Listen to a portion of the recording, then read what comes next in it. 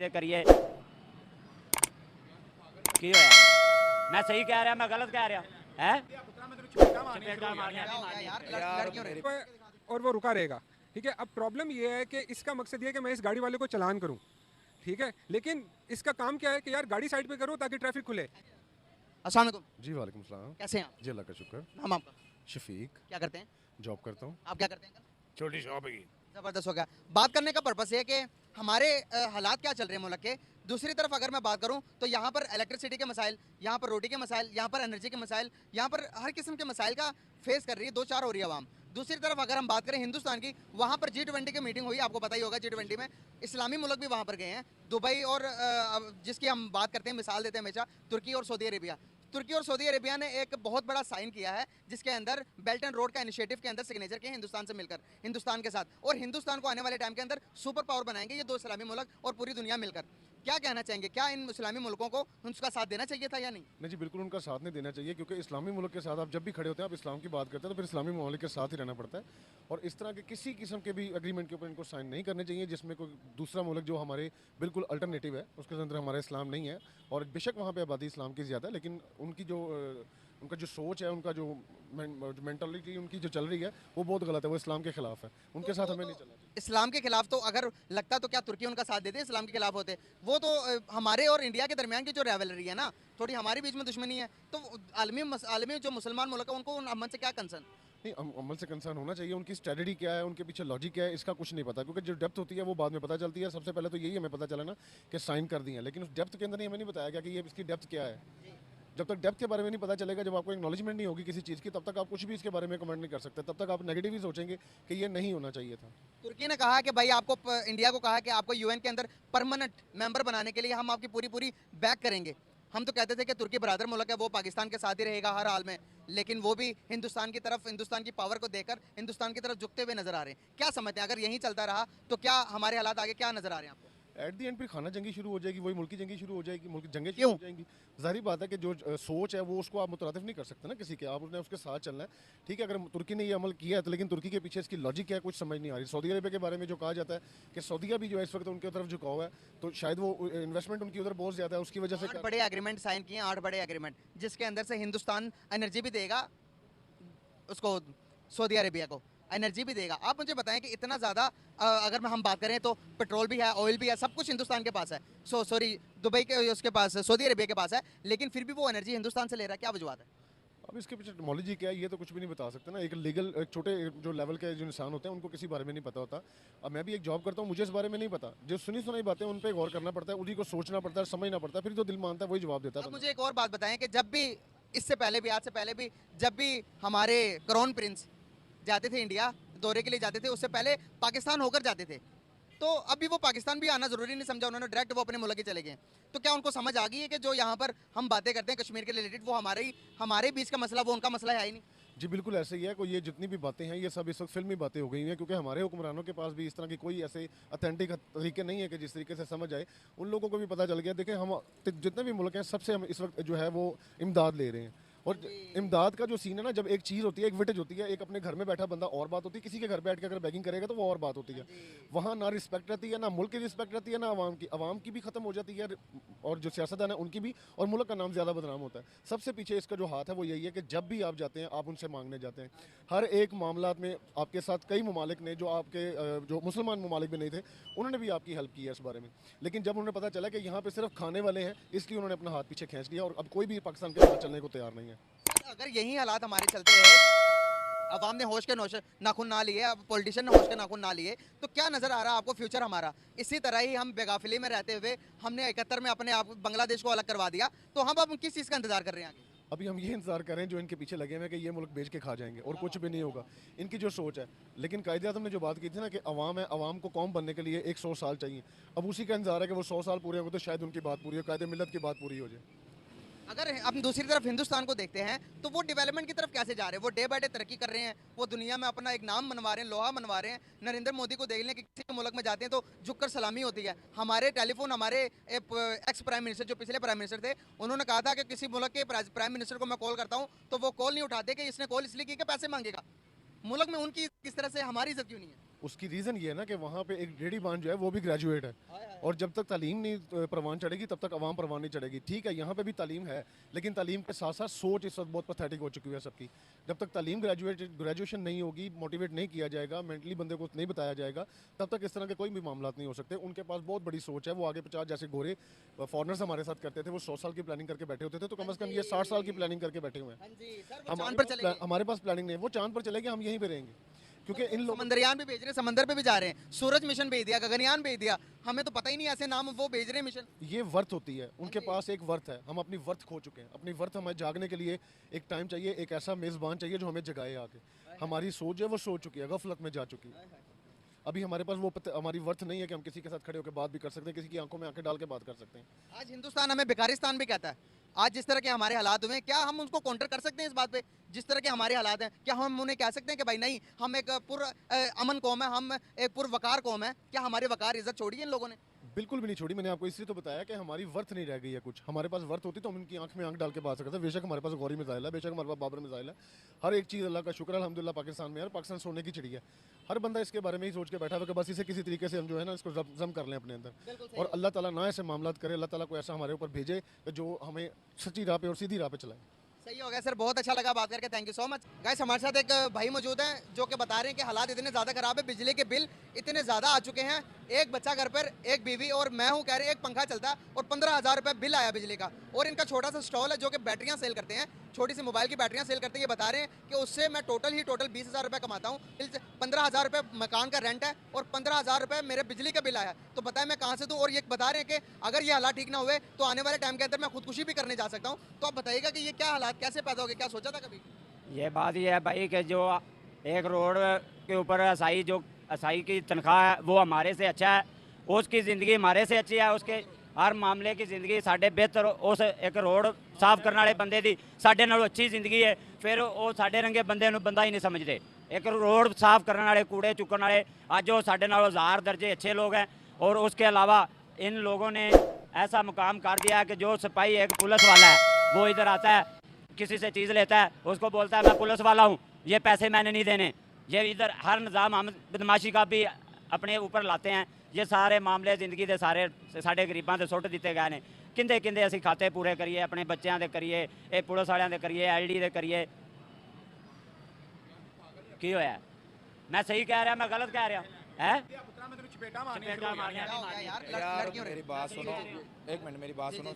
50 रोजगार यहाँ पे चल रहे हैं, ठीक है, तो लिहाजा वो कुछ ख्याल यार आप जब बोलोगे जो इनके साथ ये होता है। ये चरसी पंगी है यार, इसकी किसने मानी यार है? बात सुनो, अब छोड़ो, लोग एक स्टॉल मिनट वाले एक मिनट हैं। एक मिनट बात कर रहे हैं तो अब हम बात कर रहे हैं, छोड़े, बताएं, बोले बोले आप बोले। भाई मेरे पास 1-2 पुलिस वाले, 1-2 पुलिस वाले ये हर क्या कह रहे थे अभी आपको? वो अपनी बात कर रहे हैं, मैं उनको नहीं जानता, बस इस स्टॉल पे लिहाज के एक दूसरे को जानते हैं।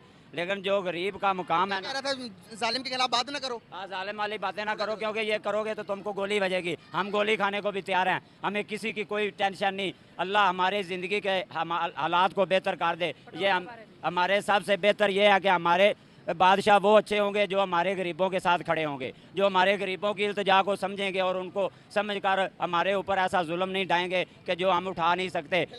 गैस आप देख सकते हैं कि यहाँ पर ये बता रहे थे कि यहाँ पर पुलिस आकर इनसे रिश्वत लेती है, कोई भी चीज़ उठाकर लेके जाती है, कहते हैं कि भाई मैं पुलिस वाला हूँ, तुम मेरे से पैसे लोगे। इस तरह की ये बात बता रहे थे। तो वहाँ से एक बंदा कहने लगा कि भाई तुम अगर उनके बारे में बात करोगे तो ये जितने भी स्टॉल हैं सबके उठवा दिए जाएंगे और तुम हमारी रोटी भी बंद करवा दोगे। इस तरह की यहाँ पर सिचुएशन पैदा हुई है। आप देख सकते हैं कि मुल्क तब तक नहीं हालात ख़राब हो सकते, आपका मुल्क तब तक सही चलेगा जब तक उस मुल्क के इंसाफ मिलता रहेगा। जब आप इंसाफ देना बंद करेंगे, जब जालिम जंगल का कानून बनेगा तो वो मुल्क सर्वाइव नहीं कर सकता आगे। आप यही हालात हमारे मुल्क के पैदा हो चुके हैं। जिसकी लाठी उसकी भैंस है, जो चीज़ जिसको मिलती हाथ लगती है वो अपने लेकर भाग जाता है और पूछने वाला कोई नहीं है। बहुत शुक्रिया आपका, बहुत अच्छा लगा बात करके, thank you so much, very nice talking to you. अस्सलाम वालेकुम। वालेकुम सलाम। कैसे हैं आप? मैं ठीक हूँ, आप बताएं? जी मैं भी ठीक। नाम आपका? यासिर। क्या करते हैं? मैं सोशल कॉमर्स प्लेटफॉर्म चला रहा हूँ के द ईजी वे। अच्छा, इसमें क्या होता है? इसमें हम लोग हमने बेसिकली प्लेटफॉर्म बनाया for fashion, art and lifestyle. इसके अंदर हम लोग जो है ना फैशन, आर्ट एंड लाइफस्टाइल से रेलिवेंट जितने भी लोग हैं पाकिस्तान में जो लोग काम कर रहे हैं उन सबको फ्री ऑन बोर्ड करते हैं। उनको एक प्लेटफॉर्म दिया है, जस्ट लाइक एटसी, अगर आपने नाम सुना हो। तो हमने उस तरह का एक प्लेटफॉर्म दिया है कि वो सब लोग आएँ और ज़ीरो इन्वेंट्री से, ज़ीरो इन्वेस्टमेंट से अपना बिजनेस स्टार्ट करें। ज़बरदस्त यार, आई अप्रिशिएट दैट। पाकिस्तान में रहते हुए इस तरह का काम बहुत ऑनेबल है भाई, मेरे लिए बहुत अच्छा काम कर रहे हैं आप लोग। तो अब बात करने का यहाँ पर जो मेन टॉपिक जिस पर पर्पस है हमारा सर, वो है हमारे हालात के ऊपर। जिस तरह के हमारे सिचुएशन जो मुल्क की इस टाइम पैदा हो गई है, तो वर्ल्ड वाइड की जो कंट्रीज है हम पर ट्रस्ट नहीं कर रही।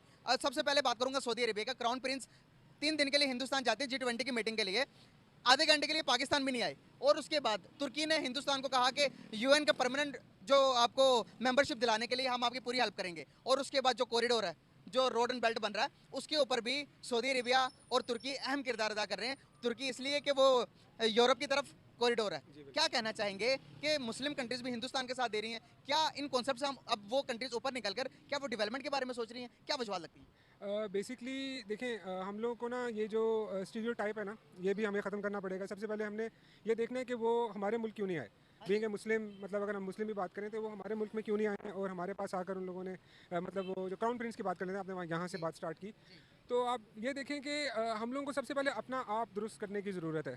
ठीक है, हम लोगों को इंडिविजुअल लेवल पे, मुझे, आपको, उनको, भाई को, जितने भी लोग खड़े हुए हैं, हम सबको चाहिए कि हम अपना आप दुरुस्त करें। जब हम अपना आप दुरुस्त करेंगे तो हम एज ए कौम डायरेक्टली ऊपर जाएंगे। ठीक है, हम लोग कौम तो है ही नहीं, we are just a group of people, और एक ग्रुप के अंदर भी मल्टीपल ग्रुप्स होते हैं। ठीक है, अगर हम मजहबी ग्रुप्स की बात करें, सब मजहबी होते हैं। मजहबी ग्रुप्स के अंदर भी कुछ नून लीगी हैं, कुछ जो हैं पीटीआई के हैं, कुछ कहाँ के हैं, मतलब हम एक ग्रुप की शक्ल में भी नहीं हो सकते हैं। ठीक है, फिर नेशन बनना ये बहुत बड़ी बात है। ठीक है, आप कहना चाह रहे हैं डायरेक्टली कि हम कौम नहीं है, हम एज अ कौम है वाकई में या नहीं है? नहीं, हम लोग ग्रुप्स हैं, हम लोग मल्टीपल ग्रुप्स हैं, हम छोटे छोटे बहुत सारे ग्रुप्स हैं। ठीक है, इसलिए हम तरक्की नहीं कर पा रहे हैं। हर बंदा अपनी दौड़ पे लगा हुआ है। अगर हम कौम होते तो हम किसी एक पाथ के ऊपर चल रहे होते और हम सब मिलके एक चीज़ का ऊपर जोर लगा रहे होते और हम लोग आगे निकल जाते। आज जिस तरह से हिंदुस्तान आगे निकला है, पूरी दुनिया आज देख लें कि उनकी ही गुण गा रही है। हर रोज कोई नया ट्रेंडिंग पर रहना, तो उनका तो जैसे कि उनको आदत हो गई है। चंद्रयान भेजा ट्रेंडिंग पर, सूरज के मिशन भेजा ट्रेंडिंग पर, अभी समंदरयान भेजे ट्रेंडिंग पर, G20 की मीटिंग हुई उस पर भी ट्रेंडिंग पर। हर चीज़ के अंदर वो ट्रेंडिंग पर रहना चाह रहे हैं। हम कब आएंगे दुनिया को, कब हमें दुनिया को पता चलेगा नहीं भाई पाकिस्तान भी एक मुल्क है जिसके अंदर अच्छे लोग रहते हैं, लेकिन हमारा तारुफ ही बहुत बुरी तरीके से होता है। यहाँ पर लोग हमें एक्सट्रीमिस्ट कह देते हैं, लोग कह देते हैं कि अकलियतें सेफ नहीं है यहाँ पर। इन चीज़ों को हम कैसे खत्म कर सकते हैं और कैसे नॉमिनेट हो सकते हैं एक अच्छी कौम की तरह? देखें, सबसे पहले तो हमें अपना किबला दुरुस्त करने की ज़रूरत है। ठीक है, हम लोग ये ना देखें कि इंडिया क्या कर रहा है, अमेरिका क्या कर रहा है, सब अपनी अपनी लाइन में लगे हुए हैं, हमें अपनी लाइन में लगना है। ठीक है, हमने अपना कोई काम शुरू करना है। ठीक है, या हमने कोई अपना ट्रेंड करना है। ज़रूरी नहीं है कि हम भी अब वो इंडिया चांद पे कि हम भी चांद पे चले जाएं। हम जा सकते हैं वैसे फिलहाल के हालात को देखते हुए? फिलहाल के हालात को देखते हुए तो मेरा नहीं ख्याल कि हम लोग कहीं भी जा सकते हैं। हम रुके हुए हैं, हम दुआ करें कि हम नीचे ना चले जाएं। ठीक है, मतलब जो हालात चल रहे हैं जिस तरह के हैं, हम लोग रुके हुए हैं। हम अगर स्टेबल हैं तो दिस इज़ अ विन। ठीक है, आप देखें कि जो कौम ही नहीं है। ठीक है, हर बंदा जो है ना वो एक डिफरेंट ग्रुप्स के अंदर है, तो इसके अंदर अगर आप स्टेबल भी हैं ना तो भी बड़ी बात है। हमें जब बहैसियत इंडिविजुअल, हम लोग सब लोग इंडिविजुअली जब तक जोर नहीं लगाएंगे ना, तब तक कुछ भी नहीं हो सकता, कुछ भी नहीं। अभी की एक बहुत बड़ी न्यूज़ निकल कर ये भी आ रही है, जो सऊदीया के जो क्राउन प्रिंस है उन्होंने और इंडिया ने मिलकर कहा है कि जो टेररिज्म हो रही है वो क्रॉस बॉर्डर हो रही है, और नाम नहीं लिया लेकिन इशारा पाकिस्तान की तरफ था। सऊदीया वो जिसके हर हाल में पाकिस्तान ने हेल्प की है। यहाँ से हमने अपनी आर्मी के थ्रू जितनी को मदद कर सकते थे हम की है, लेकिन आज उनका झुकाव हिंदुस्तान की तरफ होते हुए नजर आ रहा है। आज हर एक मुल्क का हिंदुस्तान की तरफ ज़्यादा झुकाव हो रहा है एज़ कम्पेयर टू पाकिस्तान। क्या वजूहत हैं कि क्या चीज़ें हैं कि जो कि दुनिया को अट्रैक्ट कर रहा है हिंदुस्तान के, जो कि देखते हुए नजर आ रहा है लेकिन हम उनसे चेंज नहीं कर पा रहे? बस देखें ना, वो उन लोगों ने वो कहीं पे भी हों, दुनिया में किसी जगह पर भी हों, ठीक है, इंडियंस एक वो कम्युनिटी बनाते हैं। ठीक है, वो एक दूसरे को पुश अप करते हैं, एक दूसरे को उठाते हैं अपने साथ। लेकिन हम लोग जो हैं वो कम्युनिटी तो ज़रूर बनाते हैं लेकिन एक दूसरे को खींच रहे होते हैं। ठीक है, हम सब के सब इसी तरह। तो जब तक हम लोग एक दूसरे का हाथ नहीं पकड़ के एक ही मौक़िफ़ की तरफ जोर नहीं लगाएंगे तब तक हम कुछ भी नहीं कर सकते हैं। कब तक चलेगा ये? जब तक हम जागेंगे नहीं। लगता है कि आपको जागने में अभी कोई टाइम रहता है आगे? हमारे पास सोचने का ज़्यादा टाइम है हमारे पास अभी? यार देखें, अब बेदारी तो कभी भी आ सकती है, कोई भी ला सकता है। ठीक है, लेकिन कहते हैं हिस्ट्री जो बताती है, जितनी भी आप हिस्ट्री पढ़ लें, आपको पता चलता है कि जो सही जो कौम उठती है ना वो ब्लड शेड के बाद उठती है। ठीक है, अब ये एक रह गया, बाकी तो सब कुछ हो गया। आज़ादी के टाइम तो हमने इतना ब्लड हमारे बुजुर्गों ने, हमारे बड़ों ने दिया, तो अब हम किस चीज़ का वेट कर रहे हैं? भूल गए ना, हम भूल गए। हमने नहीं देखा, मैंने नहीं देखा, आपने नहीं देखा, हम भूल गए, हमें याद भी नहीं कराएगा। आज अफगानिस्तान कह रहा है कि पाकिस्तान टेररिस्ट है, पाकिस्तान को हम आने नहीं देंगे अपनी कंट्री में, और उनकी करेंसी हिंदुस्तानी करेंसी से भी ज़्यादा अच्छी हो गई है, दुनिया में अकबर करके दिखा रही है। हमारी करेंसी पूछ नहीं रहा, अभी बांग्लादेश की करेंसी भी हमसे ज़्यादा ऊपर चली गई है। तो वो कौमें कैसे तरक्की कर रही हैं, कैसे अपने आप को बूस्टअप कर रही हैं? हम कहने को तो वर्ल्ड को लीड कर रहे हैं, इस्लाम का गढ़ पाकिस्तान कहते हैं, क्या वाकई में ही हम गढ़ हैं? क्या अगर गढ़ होते तो क्या हम भी आज डेवलप ना कर गए होते अपने आप को? देखें आपने बहुत मतलब एक छोटी सी लाइन के अंदर आपने बहुत बड़ी बड़ी बातें कर दी हैं, ठीक है, जिसके लिए बहुत लंबा टाइम चाहिए इसकी डिस्कशन के लिए। लेकिन बात सादी सी यही है कि जब तक मैं एक ही बात कह रहा हूँ और मैं हर एक को यही कहता हूँ कि यार हम लोगों को इंडिविजुअल लेवल पर आकर चेंज होने की ज़रूरत है, हम लोगों को इंडिविजुअल लेवल पर आकर सुधरने की ज़रूरत है, ठीक है। हम लोगों को आप इधर अपने इर्द गिर्द देख लेंगे, ट्रैफिक जैम लगा हुआ है, क्यों लगा हुआ है? आबादी बहुत ज़्यादा नहीं, आबादी ज़्यादा नहीं है, हम लोगों को तरीका नहीं है। आबादी इज़ नॉट अ प्रॉब्लम, ठीक है, शऊर की इस प्रॉब्लम। यहाँ पर शऊर नहीं है, ठीक है, ये हॉर्न दे रहा है, वो हॉर्न दे रहा है, रिक्शा वाला उधर खड़ा है, उधर जाने की जगह नहीं है, आप इधर देख लें। गहमा गहमी नहीं है, ये रूल्स नहीं फॉलो कर रहे हैं, कुछ भी फॉलो नहीं कर रहा कोई भी, इसीलिए सब आपस में उलझ जाते हैं। और यहीं जो बाहर जाकर बड़े रूल्स फॉलो करते हैं, सब वो डंडा है ना, फाइन करते हैं, फाइन मिलते हैं आपको। यहाँ पर तो हर कोई चौधरी है, किसी का चलान अपना चलान होने नहीं देते। तुम्हें पता मेरा चाचा किधर लगा हुआ है, मेरा पापा किधर लगा हुआ है, ये क्या वजूहत है? ये एजुकेशन की कमी है क्या? हम में शौर नहीं है? वही ना, रूल ऑफ लॉ नहीं है। रूल ऑफ कौन बनाता है? ऑफ कोर्स वो अथॉरिटीज़ बनाती हैं, लेकिन अथॉरिटीज़ जो है वो नहीं, मतलब इस तरह से नहीं बना रही है। लेकिन बहुत ज़्यादा इंप्रूवमेंट है लास्ट 2-3 सालों में। जो अगर आप डिपार्टमेंट्स की बात करें तो आई फील लाइक कि वो काफ़ी ज़्यादा इंप्रूव कर रहे हैं। और आप मतलब देखते हैं वहाँ पे भी देखें वो काम कर रहे हैं सब, उसने गाड़ी लिफ्ट की हुई है तो उठा ली हुई है गाड़ी। लेकिन अब देखें यहाँ पे भी शऊर का प्रॉब्लम है, अगर आप उसको देखें गाड़ी उसने उठाई हुई, उधर वो रुका हुआ है, ठीक है, वो उधर रुका हुआ है और वो रुका रहेगा, ठीक है। अब प्रॉब्लम ये है कि इसका मकसद ये है कि मैं इस गाड़ी वाले को चलान करूँ, ठीक है, लेकिन इसका काम क्या है कि यार गाड़ी साइड पे करो ताकि ट्रैफिक खुले। चलान सेकेंडरी चीज़ है। अब उसका भी नॉलेज में प्रॉब्लम है, उसकी ट्रेनिंग भी ठीक नहीं हुई हुई कि यार तुम्हारा काम ये नहीं है कि तुमने चलान करने हैं, यहाँ पर तुम्हारा काम है कि तुमने ट्रैफिक को स्मूथ करना है। चलान सेकेंडरी चीज़ है, वो बाई प्रोडक्ट है, ठीक है। तो खैर चलें, ठीक है, इट वाज शुक्रिया, very nice to talk with you sir. अस्सलाम वालेकुम। वालेकुम सर कैसे हैं आप? अल्लाह का शुक्र। सर नाम आपका? काशिफ, क्या करते हैं? I am government employ. जबरदस्त हो गया, क्या करते हैं? I am working as assistant in finance department. बहुत ज़बरदस्त यार, छा गए आप तो, पढ़े लिखे बंदा मिल गया आज हमें। ढूंढने के बाद पाकिस्तान में वो अंधेरे में चिराग ढूंढने के बराबर है। सर बात करने का पर्पस ये है कि यहाँ पर अगर मैं बात करूँ वर्ल्ड वाइड की G20 की मीटिंग की अगर सबसे पहले बात करें तो वो कहाँ पर हुई थी? हिंदुस्तान के अंदर हुई। और उस मीटिंग के अंदर बड़े बड़े कंट्रीज जैसे कि 10 इस्लामी कंट्रीज भी वहाँ पर शमूलियत इख्तियार कर गई। और दुबई के सऊदीया के जो क्राउन प्रिंस थे वो इंडिया गए, लेकिन ऐसा हिस्ट्री में कभी नहीं हुआ। पहले वो पाकिस्तान आते थे या बाद में भी आके जाते थे, अभी उन्होंने साफ मना कर दिया कि भाई मैं नहीं आऊँगा। तो क्या वजूहत है कि हिंदुस्तान की तरफ उनका जो झुकाव है वो गिरफ्त बहुत ज़्यादा नजर आ रही है और पाकिस्तान को इग्नोर करते हुए नजर आ रहे हैं? इसके पीछे क्या रीज़न है?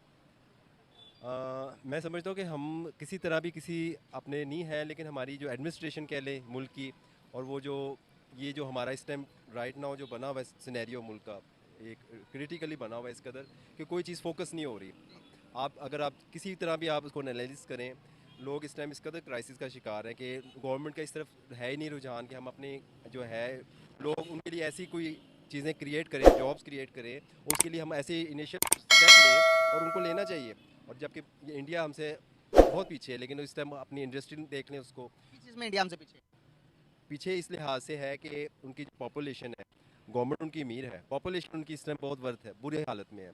मतलब वो एज़ कम्पेयर टू हमारी पब्लिक को देख लें, हम इस टाइम है हमारी पब्लिक के पास इतना कुछ है कि आप देख लें कि कोई चीज़, पेट्रोल भी महंगा हो रहा है तो भी ले रहे हैं। पीछे? यहाँ पर जितने प्रोटेस्ट पाकिस्तान के अंदर रिकॉर्ड हो रहे हैं, आपको लगता है कि इतने प्रोटेस्ट हिंदुस्तान में कहीं हो रहे हो? नहीं, तो आप मुझे बताएं कि अगर आवाम अमीर होती तो प्रोटेस्ट करती? प्रोटेस्ट वो किस लिए कर रही है? वो अपने राइट्स राइट्स के लिए कर रही है, वो अपने राइट्स के। कहीं भी प्रोटेस्ट हो रहा है तो 100 में से एक जगह पे हो जाता होगा, लेकिन हमारे यहाँ पर रिकॉर्ड तोड़ा हुआ इस महीने के प्रोटेस्ट के अंदर, लाहौर के अंदर नहीं हुआ, बिल्कुल ऐसे ही है। बाकी अदर कंट्रीज सारी ब्लॉक हैं। इस वजह से ब्लॉक है कि बिजली के बिलों से, बिल्कुल। रोटी से तंग आए हुए हैं। Exactly, तो हिंदुस्तान में तो ये नहीं हो रहा। उनकी मैशत दुनिया की 5वीं बड़ी मैशत बन गई है, बिल्कुल बन उनके गई है। रिजर्व $600 बिलियन के रिजर्व है। बिल्कुल, आप सिर्फ हिंदुस्तान को ना लें, बाकी कंट्रीज को भी लें। आप चाइना की बात करें, चाइना की आप बात अब चाइना की भी बात भी छोड़ें, आप अफगानिस्तान को देख लें सर, बांग्लादेश को देख लें आप, वो कितना हमसे बांग्लादेश को देख लें, उसको अफगानिस्तान को देख लें। अफगानिस्तान ने कहा, अफगानिस्तान की करेंसी इंडिया से भी ज्यादा बढ़ गई है। बढ़ गई है। अब डॉलर देख लें कहाँ चला गया है और हमारी करेंसी और नीचे आ गई है। तो अब हम क्या देख रहे हैं, क्या सोच रहे हैं? अब यही सोच रहे हैं कि इस मुल्क का कोई निज़ाम कोई करने के लिए ऐसा कोई आए एडमिनिस्ट्रेशन जो एटलीस्ट इसको कर ले। यहाँ तो भी वो दौड़ लगी हुई है कि मैं सीट ले लूँ, वो कहता है जी मैं ले लूँ। यहाँ ये दौड़ लगी हुई जिसकी वजह से किसी का कुछ नहीं जा रहा। हुक्मरान जो है वो अपनी जगह सेटल है, और अब आवाम जो है ना, अब मेरा इतना बिल आया वो मैं जानता हूँ कि किस तरह मैंने इसको पे किया। कितना बिल आया था? मेरा तकरीबन 15,000 बिल आया। मैं रेंट पे रहता हूँ, एक गवर्नमेंट एम्प्लॉई हूँ, और एक इतनी हैंडसम सैलरी जिसमें मैंने अपना गुजरकात करना है। तो ये इन हालात में मैं किस तरह सर्वाइव करूँगी अल्लाह जानता है। तो ये सारी है बात। मैं तो सबके लिए दुआ करूँ कि अल्लाह ताला हमारे इस मुल्क में अमन सलामती रखे और इसको खुशहाल रखे। जो सब छोड़ के तो जा रहे हैं, 15 लाख से ज्यादा तो चले गए हैं। चलेंगे, बिल्कुल चलेंगे। इसका हाथ पल्ला नहीं लग रहा, वो भी मेरा भी पल्ला लगे शायद मैं भी चला जाऊँ। हाँ जी, तो हमें प्यार नहीं है, आपको प्यार नहीं मोहम्मद? बिल्कुल है, मुल्क मुल्क भी फिर मुल्क छोड़ के क्यों? क्या करें जनाब, अब हम जो अपना कर रहे हैं अपने आप को सर्वाइव कैसे करें, मुझे बताएं आप। पेट भी तो जरूरी है। हाँ, कैसे सर्वाइव कर, तो ये सारी बातें हैं। अल्लाह ताला बस हम दुआ को हैं, अल्लाह ताला हमारे इस मुल्क में कोई अच्छा कोई सिस्टम लाए तो सबको रिलीफ मिले। बहुत शुक्रिया सर, बहुत अच्छा लगा बात करके, thank you so much. Very